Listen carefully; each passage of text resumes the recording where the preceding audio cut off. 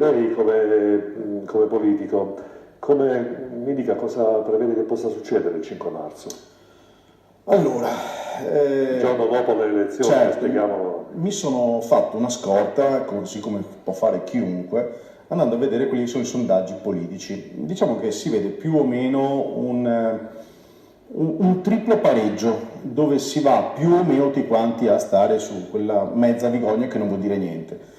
In realtà probabilmente qualcuno vincerà virtualmente, è che non sarà governabile il paese, ma credo che questo sia non tanto un problema dell'Italia, credo sia un'induzione della politica e della globalizzazione della politica che vuole che i governi non siano in grado di poter governare. Perché oggi come oggi, anzi, Mark Twain diceva, se votare facesse la differenza non ce lo farebbero fare. Sono stati più intelligenti e ci fanno votare ma dando un risultato che è neutro. Quindi il satellite è stato fatto apposta, secondo me? Ma io penso di sì, ma tant'è che anche noi come indipendentisti abbiamo presentato il simbolo Viminale, eccetera, eccetera.